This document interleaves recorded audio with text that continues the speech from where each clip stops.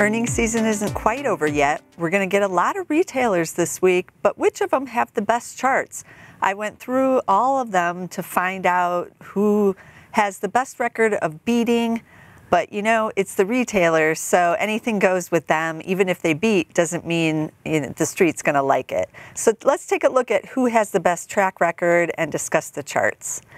The first stock is Coach. They haven't really been in the news much, even though they have put together this nice string of beats here.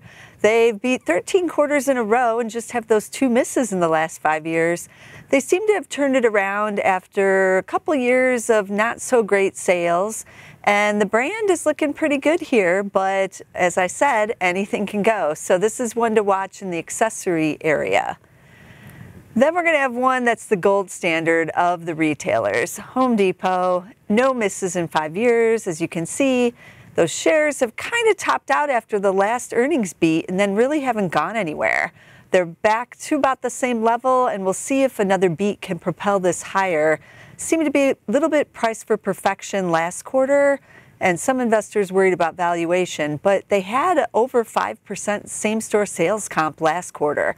So I'm looking for something pretty good again, given how strong the housing market is and the economy, like the job market, which usually propels you to do home improvements. So we'll see with them, but they are the gold standard right now. Then we're going to have another one that used to be the gold standard, L Brands. This is Victoria's Secret and Bath & Body Works.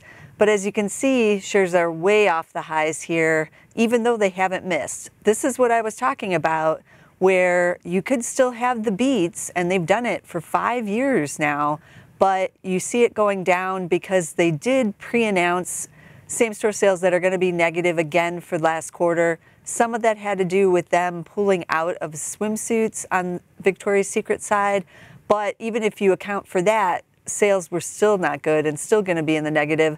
So, you know, that's already been pre-announced. It's kind of already priced in. We'll see what else they say about the outlook going forward. That is what's going to move this one. Then we're going to have the low-priced retailers, ROST stores, also with a great track record, just the 2 misses and all the way back in 2013 and 2014. So they put together a very nice string here, but these shares are off the high too. And I put some of that down to just worries over the retail sector in general. They actually saw same-store sales up 3% in first quarter, and that was really solid given what the other apparel and accessory retailers were doing.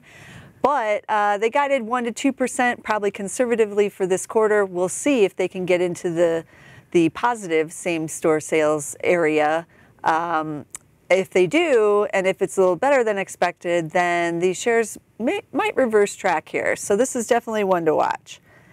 And then we're going to round it out with our final stock of the day, Target.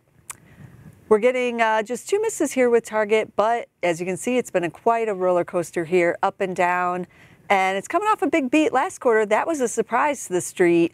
But investors really don't trust any of these types of companies right now. The Targets, the Walmarts, any department store chain, even if they're reporting good same-store sales, everybody's dubious.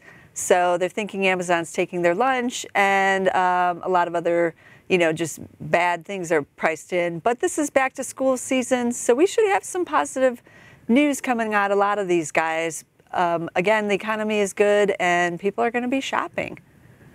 So these are the best names for the retailers going this week. But there's a lot of other ones going that you might want to keep a watch on, including Walmart.